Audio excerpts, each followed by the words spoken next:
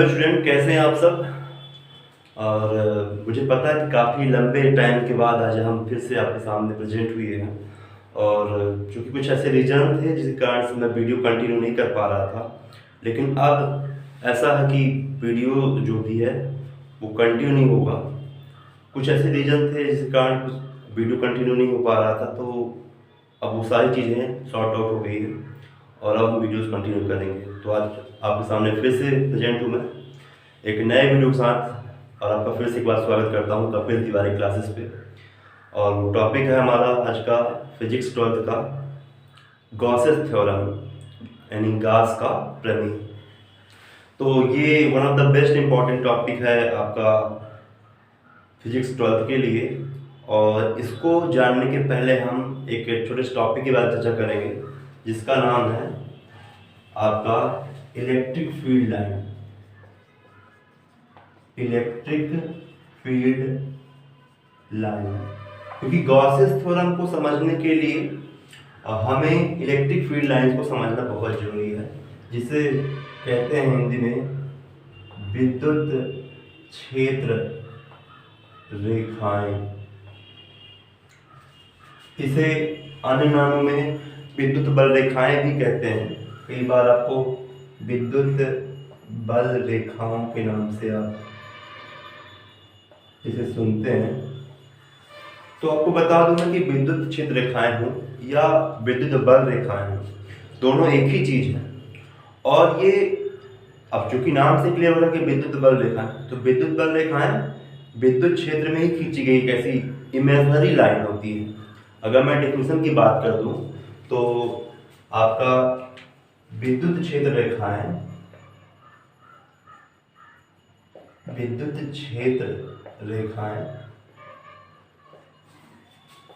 कहाँ खींची गई होती हैं?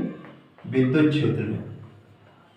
यानी विद्युत क्षेत्र रेखाएं विद्युत क्षेत्र में एक खींची गई काल्पनिक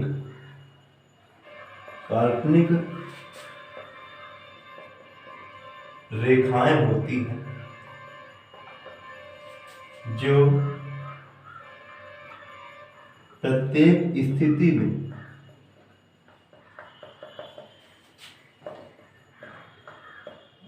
विद्युत क्षेत्र की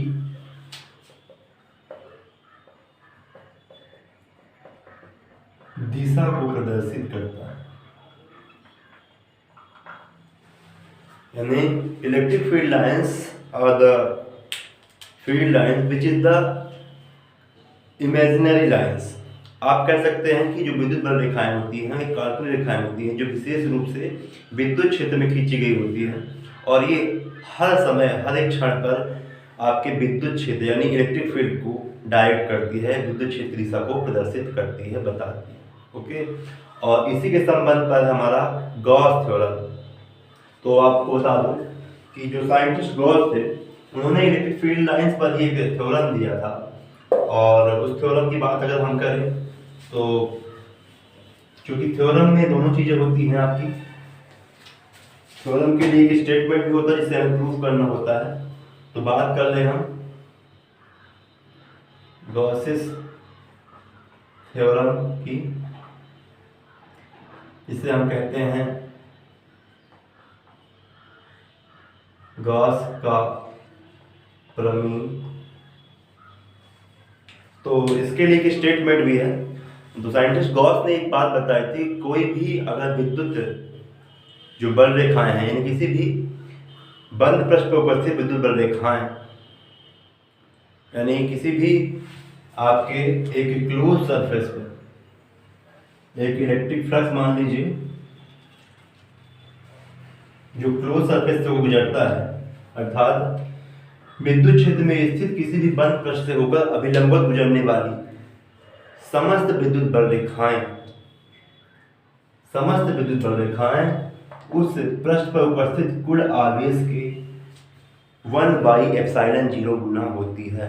यानी गॉस के प्रमेय के अनुसार विद्युत क्षेत्र में स्थित किसी भी बंद पृष्ठ से होकर अभिलंबवत गुजरने वाली समस्त विद्युत बल रेखाएं उसी पृष्ठ पर, जिस पृष्ठ की बात हम कर रहे हैं, मान लेते हैं पृष्ठ क्या है आपका एस है, उस पृष्ठ पर उपस्थित कुल आवेश के जितना भी टोटल चार्ज होगा, मान लेते हैं प्लस क्यू चार्ज है, तो उस चार्ज के 1/ε0 गुना होती है।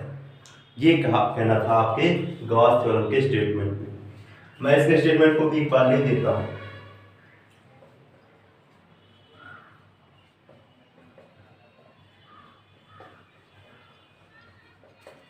गॉस के प्रमेय के अनुसार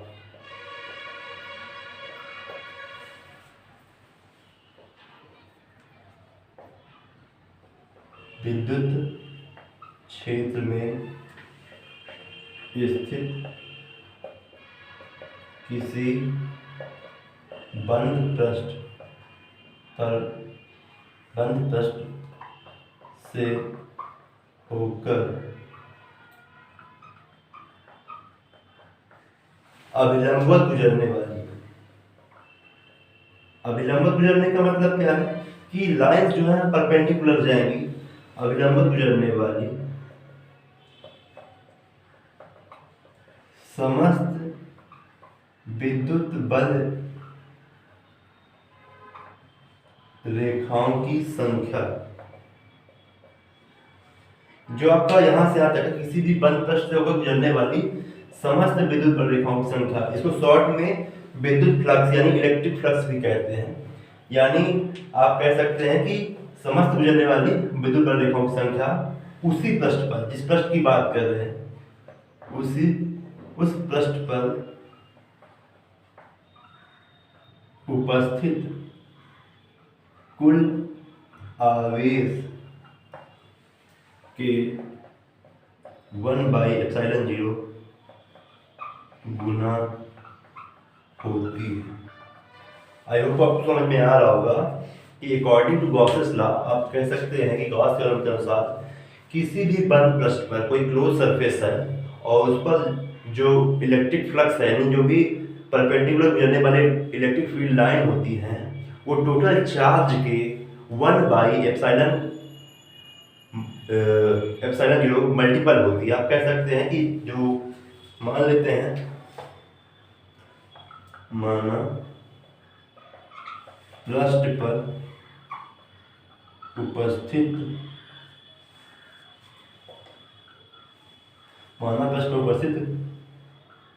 कुल आवेश यदि प्लस क्यू हो तो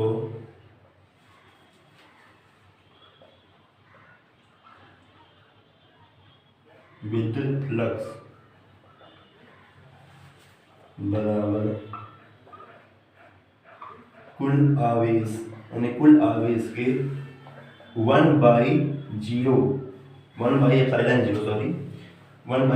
की मल्टीपल वैल्यू पर होगी। अब आपको पता है कि इलेक्ट्रिक फ्लक्स को कहाँ शो करते हैं, फाई से। टोटल चार्ज हमारा कितना है, प्लस क्यू, या आप नॉर्मली क्यू लिख सकते हैं, इंटू 1/ε0। तो हमें प्रूव क्या करना है, phi is equal Q by ε0। हमें ये प्रूफ करना है, हमारे स्टेटमेंट में यही है।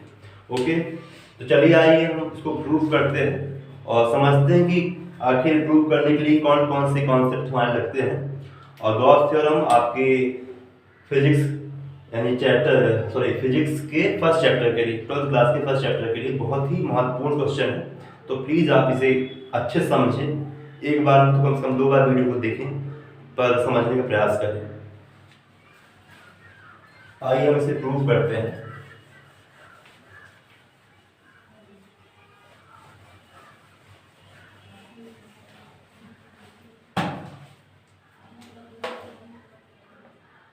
थ्योरम चाहे कोई भी हो, उसके 2 पार्ट होते हैं हमेशा, एक स्टेटमेंट, दूसरा उसका प्रूफ, जिसे हिंदी में कहते हैं कथन और उपपत्ति। तो आइए हम प्रूव करते हैं। इसके लिए हमारे पृष्ठ आपको दिख रहा है, जिस पर टोटल चार्ज आपका है प्लस क्यू। मान लेते हैं इसका सेंटर है आपका O, और सेंटर O से एक r डिस्टेंस पर, यानी आप कह सकते हैं कि जो रेडियस है, एक हमारा स्फीयर S है, गोला S, उसका केंद्र O, और r त्रिज्या पर एक शॉर्ट पार्ट यानी अल्पांश भाग, इसी का पार्ट क्या है, डी एस, जिस पर कोई एक इमेजिनरी पॉइंट, काल्पनिक बिंदु आप कह सकते हैं, P है, और इस पर उपस्थित विद्युत क्षेत्र की तीव्रता आपकी E है।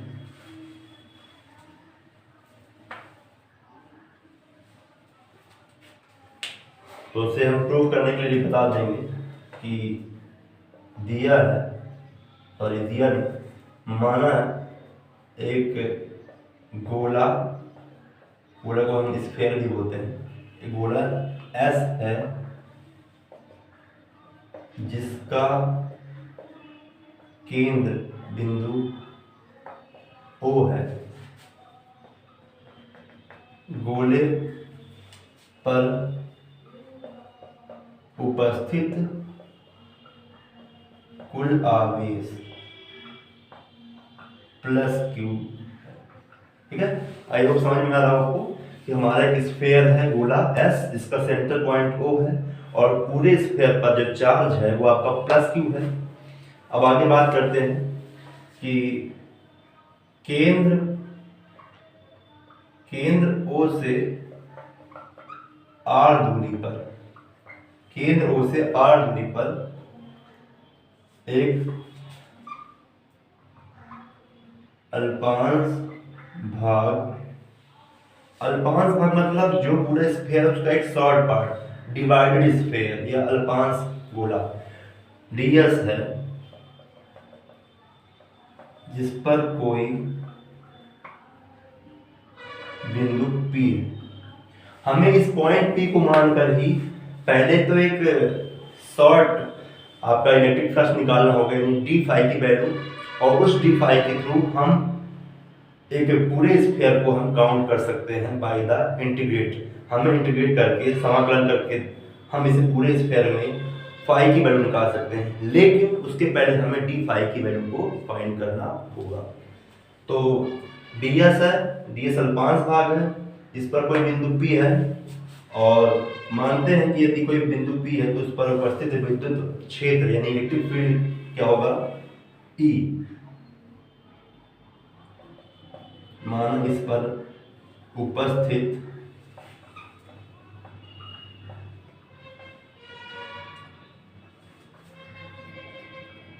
कुल विद्युत क्षेत्र E है। हालांकि ये सभी जगह वैल्यू बराबर होगी। अब चूंकि हम पॉइंट P को डिनोट कर रहे हैं, इस पर इसके लिए हमें E पर बताना होगा। बाकी इलेक्ट्रिक फील्ड पूरे एरिया पर है।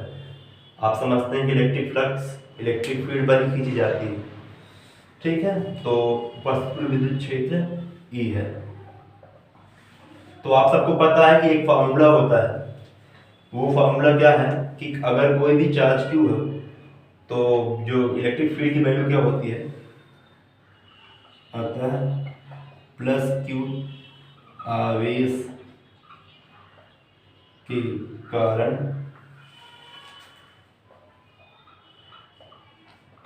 विद्युत क्षेत्र E, इसकी वैल्यू होती है 1/4πε0 into Q upon R square, जहाँ पास R डिस्टेंस होता है, जहाँ से सेंटर से जहाँ पास हमें निकालना हो। आपको दिख रहा हो O से R डिस्टेंस पर कोई पॉइंट P है, तो ये हमारा E का वैल्यू हो गया। और हम जानते भी हैं, इसको आप इक्वेशन फर्स्ट दे सकते हैं, हम जानते हैं कि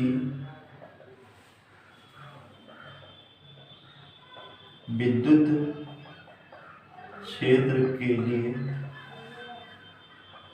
फाई यानी विद्युत फ्लक्स, ये एक फॉर्मूला होता है। विद्युत क्षेत्र के लिए विद्युत फ्लक्स की वैल्यू क्या होती है, आपका कह सकते हैं विद्युत क्षेत्र की तीव्रता E इंटू पृष्ठीय क्षेत्रफल यानी S। कुल मिला के हम शॉर्टली क्या बोलेंगे, फाई की वैल्यू होती है E इंटू, अब चूंकि ये वेक्टर क्वांटिटी के रूप में दिखा रहे हैं तो E इंटू S या E डॉट S भी दिखा सकते हैं। तो हमारा बेसिक फार्मूला बनता है फाई बराबर ई इंटू एस। लेकिन पूरा हमें डायरेक्टली फाउंड तो नहीं है, हम मतलब एक शॉर्ट पार्ट में डी एस के लिए निकालेंगे। तो आइए सबसे पहले डी एस के लिए निकालते हैं, ठीक है। आपका एक स्फीयर है यस, उसका सेंटर पॉइंट ओ है, सेंटर पॉइंट यानी टोटल स्फीयर पर चार्ज है plus Q. Centre point O से आर डिस्टेंस पर एक पॉइंट पी है, इस पर हमें एक शॉर्ट स्फीयर डीएस है, और total present of electric field यानी उपस्थित कुल विद्युत क्षेत्र ई है। और अगर विद्युत क्षेत्र ई पर कोई चार्ज प्लस क्यू हो तो फार्मूला बनता है। हालांकि ये फार्मूला आपको पता होना चाहिए, यह फार्मूला होता है कूलाम के लॉ से हम इसे फाइंड करते हैं। ई बराबर 1/4πε0 इंटू क्यू अपान स्क्वायर, ये ई की वैल्यू होती है, इसे कहते हैं इलेक्ट्रिक फील्ड, ठीक है। और ये फार्मूला बनता है इलेक्ट्रिक फील्ड के लिए, जो इलेक्ट्रिक फ्लक्स की वैल्यू होती है फाई, वो इलेक्ट्रिक फील्ड और सरफेस एरिया के इक्वल होती है, यानी इलेक्ट्रिक फील्ड और सरफेस एरिया की मल्टीपल वैल्यू की इक्वल होती है। चलिए आगे बढ़ते हैं। तो हमें अल्पांश भाग के लिए निकालना है, अतः अल्पांश भाग के लिए विद्युत फ्लक्स, देखिए पूरा सरफेस यस है तो उसके लिए पूरी वैल्यू क्या होगी इलेक्ट्रिक फ्लक्स की फाई। लेकिन अगर शॉर्ट सरफेस डीएस के लिए निकालते हैं तो उसके लिए इलेक्ट्रिक फ्लक्स यानी विद्युत फ्लक्स की वैल्यू होगी डी फाई। तो अल्पांश भाग के लिए विद्युत फ्लक्स डी फाई बराबर क्या होगा ई, जैसे यहाँ पास क्या था फाई बराबर ई इंटू एस, वैसे डी फाई बराबर ई इंटू डी एस हो जाएगा। और ये सब वेक्टर क्वांटिटी है, तो आप ध्यान रखें। अब बात आती है कि हमें डी फाई से फाई निकालना है, और डी फाई से फाई निकालने के लिए हमें एडिशन करना होगा। मान लेते हैं कि हमें फाई निकालना है, वैसे बहुत सारे डी फाई होंगे, कई सारे डी फाई होंगे, और इन सब पूरे मिलाकर हमें इस स्फीयर की वैल्यू में फाई की वैल्यू निकालनी है। तो इसके लिए लिखते हैं चूंकि गोला यस अनेक अल्पांशों से मिलकर बना है, अनेक अल्पांशों मतलब अनेक डीएस से मिलकर बना है। आपका जो स्फीयर यस है वो कई सारे डीएस से मिलकर बना है, क्योंकि डीएस एक शॉर्ट पार्ट है इसका, कई सारे डीएस में होंगे। तो अतः आपका फाई बराबर क्या होगा इंटीग्रेशन से। अब देखिए ये सरफेस एरिया का लगा रहे हैं, सरफेस एरिया का इंटीग्रेशन नहीं करा, इसको हम बोलते हैं आयतन पृष्ठीय समाकलन या क्षेत्रीय समाकलन बोलते हैं। तो डबल इंटीग्रेशन ये डी फाई के बराबर हो जाएगा। आप समझ पा रहे हो कि फाई की वैल्यू जो होती है कई सारे डी फाई की इक्वल होती है। अब इसको एडिशन के लिए इंटीग्रेट करना पड़ता है, और सरफेस एरिया पर इसलिए डबल इंटीग्रेशन करना पड़ता है। इंटीग्रेशन में कई प्रकार के होते हैं, लीनियर, सरफेस और वॉल्यूम, आपको पता है। तो ये हमारा इक्वेशन सेकेंड बनेगा।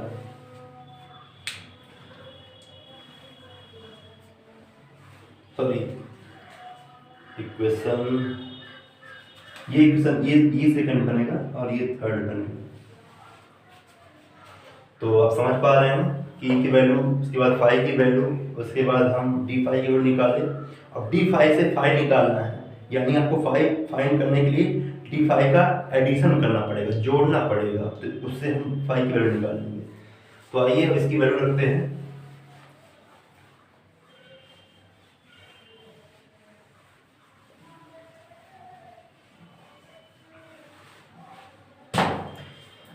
अब फाई बराबर चुकी है क्या डी फाई, तो इक्वेशन आपका जो थर्ड है समीकरण 3 उस पर हमें समीकरण 2 का मान रखना पड़ेगा। तो इक्वेशन थर्ड में इक्वेशन सेकेंड की वैल्यू रखने पर, आई होप कि आपको मीडियम को लेकर समझ में आ रहा होगा ना, हिंदी इंग्लिश दोनों मिक्स है। तो इक्वेशन थर्ड में इक्वेशन सेकंड की वैल्यू रखनी है। तो इक्वेशन थर्ड है आपका phi is equal double integration yes इसलिए लिखते हैं क्योंकि सरफेस इंटीग्रेशन बोलते हैं, पृष्ठीय समाकलन। और डी फाई की वैल्यू आपकी है ई इंटू डी एस।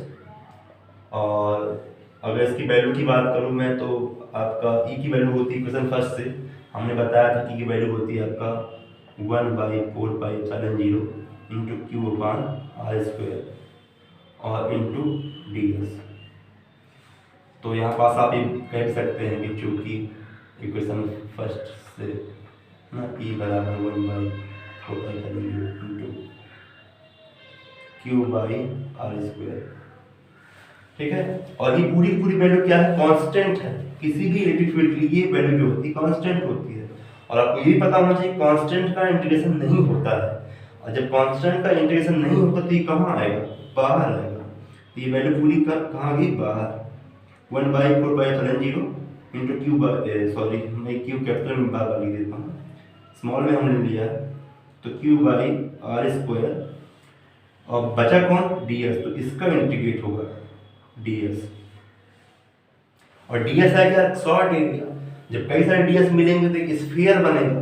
और आपको पता है कि स्फीयर का सरफेस एरिया क्या होता है, गोले का पृष्ठीय क्षेत्रफल क्या होता है, यानी फॉर्मूला तो आपको पता होना चाहिए। अगर इसको मैं फोर्थ इक्वेशन दूँ तो चूंकि डबल इंटीग्रेशन डी एस बराबर क्या है, गोले का संपूर्ण पृष्ठीय क्षेत्रफल, जिसकी वैल्यू होती है आपको पता होगी 4πr²। क्या होता है, 4πr²। अब हम डबल इंटीग्रेशन डी एस की जगह क्या रखेंगे, फाइनली वैल्यू 4πr²। कहाँ, इक्वेशन 4 में। अतः समीकरण 4 में है ना, मान रखने पर या वैल्यू पुट करने पर जो भी कहते हैं, तो आप देखते हैं इधर की वैल्यू क्या है, 5। तो 5 बराबर क्या होगा, 1/4πε0 क्यू बाई आर स्क्वायर। और इसके लिए हम क्या रखेंगे, हम 4πr²। देखिए पूरे डिनोमिनेटर में ये नीचे है ना, तो ये 4π से 4π कैंसिल, आर स्क्वायर से आर स्क्वायर कैंसिल। तो ऊपर देखिए क्यू बचा और नीचे बचा आपका एप्सिलॉन 0, इधर लेफ्ट साइड 5। तो finally we are the getting value of 5 की वैल्यू क्या मिलेगी, क्यू बाई एप्सिलॉन 0। 5 की वैल्यू क्यू बाई एप्सिलॉन 0। और ये हमें प्रूफ करना था, it is proved. I hope समझ में आ रहा होगा आपको। सबसे पहले हमने क्या किया, डी फाई की वैल्यू निकाल दी ई इंटू डी एस से। और ये डी फाई की वैल्यू एक शॉर्ट एरिया को शो करता है किसी भी स्फीयर के लिए। और इसी शॉर्ट आपका सरफेस एरिया जो है उससे मिलकर के पूरा हमारा स्फीयर बनना है। इसके लिए इंटीग्रेट करना पड़ता है, स्पेशली सरफेस इंटीग्रेट। तो आपको फाई की वैल्यू होगी surface integration D phi value है ई इंटू डी एस। हमने इस इक्वेशन में क्या कर दिया, वैल्यू पुट कर दिया। तो ई इंटू डी एस में ई की वैल्यू भी पहले रखनी होगी। ई की वैल्यू होती है 1/4πε0 Q upon R square into D S. अब चूंकि ये कांस्टेंट है इसलिए बाहर निकला है, बचा क्या आपका डबल इंटीग्रेशन डी एस। और डबल इंटीग्रेशन डी एस का मतलब होता है पूरा का पूरा गोला, और गोले का सरफेस एरिया होता है 4πr²। चूंकि गोला आप समझ सकते हैं है ना, 4πr²। और इसके जगह हम 4πr² का वैल्यू रखते हैं तो 4π से 4π आपका कैंसिल, r² से r² कैंसिल, ऊपर बचा q और नीचे बचा एप्सिलॉन 0, लेफ्ट साइड में 5। और हमने फाइनली फाइंड किया फाई बराबर क्यू अपॉन एप्सिलॉन। मैंने पूरी कोशिश की आपको समझाने के लिए, और आप इसे अगर 1 से 2 बार देखेंगे तो बिल्कुल समझेंगे। और ऐसे ही को 2 बार अपने प्रैक्टिस पर लेंगे, लगाएंगे। और बिल्कुल ही अगर वीडियो अच्छा लगा तो शेयर जरूर कर दें। मैं कोशिश करूँगा कंटिन्यू वीडियो को रखूँ या अल्टरनेट कुछ दिनों के बाद रखूँ, पर प्रयास जारी रहेगा, लंबा गैप बिल्कुल भी नहीं होगा। So thank you for watching. जय हिंद।